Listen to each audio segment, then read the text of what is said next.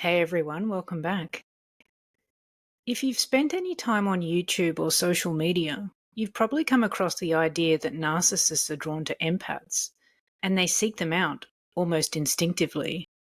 And you've likely heard the other side of that claim too, that empaths are addicted to narcissists. They're unable to resist or walk away once they've been caught in their web. Now, I definitely believe that there's a truth in the first part. Narcissists do seem to be drawn to empaths.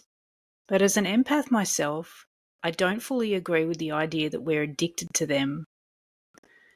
Today I want to talk about what really draws these two types together, why it feels so magnetic, and what makes this connection so destructive. Because honestly, when a narcissist and an empath collide, it really can feel like a match made in hell. So let's start with what makes the empath so appealing to the narcissist. Well, empaths are deeply feeling people. We sense emotions around us, often before they're even spoken. We want to help. We want to heal. We want everyone around us to feel seen, loved, and understood. That's a beautiful trait, but it's also what makes us vulnerable. Narcissists are missing something vital inside themselves. They lack a stable sense of self. And to fill that emptiness, they constantly seek validation from the people around them. And really, who better to provide that than an empath? Someone who gives freely, someone who listens deeply, someone who cares unconditionally. So when a narcissist and an empath meet, there's an instant pull. The empath sees the narcissist's pain and wants to heal it. The narcissist sees the empath's light and wants to possess it. It feels like connection, but in reality, it's an energetic imbalance. One person giving endlessly and the other one taking without limit. So here's where it gets tricky. Narcissists are masters of disguise. One of their most effective tools is something called mirroring. At the beginning of a relationship, especially a romantic one, they'll study you carefully. They'll ask about your dreams, your values, what inspires you, and they'll reflect it all back, like holding up a perfect mirror. You might say, I've always wanted to start my own bakery one day, and suddenly they've always dreamed about that too. You talk about your love of art, music, or spiritual growth, and they're right there, sharing the exact same passions. Synchronicity, right? It feels magical, like you've finally found your soulmate. But what's really happening is something much darker. It's manipulation. They're not bonding with you, they're studying you. They're learning what to say, how to act, and which emotional buttons to press to make you feel like they're the one. And for an empath who craves genuine emotional connection, that illusion feels intoxicating. You think you found someone who truly understands you, but really, you've fallen for a reflection of yourself. That's the hook. That's the moment that you step into the narcissist's world. Eventually, the mask comes off. The warmth, the admiration, the constant affection, it all fades. Suddenly, the person who once put you on a pedestal is cold, distant, even cruel.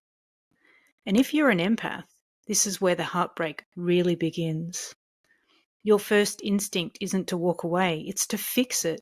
You think, what did I do wrong? How can I make this right again?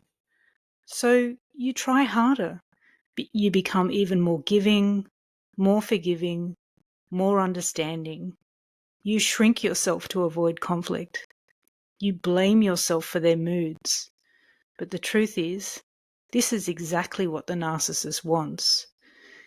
Every time you chase their approval, they feel powerful. Every apology, every tear, every desperate attempt to reconnect, it feeds their ego. And if you get angry or stand up for yourself, they twist it. They make you feel like you're overreacting, like you're the problem. It's a cruel cycle. one that leaves the empath drained, confused, and full of self-doubt. Meanwhile, the narcissist feels more in control than ever. That's the turning point, where the empath's empathy becomes their own prison. So how do you break free from this kind of dynamic? The first step is awareness.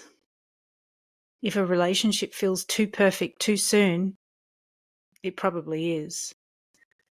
If someone showers you with constant praise, attention, and affection right from the start, pay attention.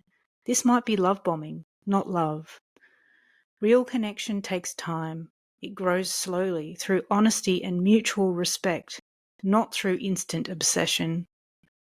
The second step is learning to trust your intuition. Empaths often doubt themselves because they're so focused on others' emotions.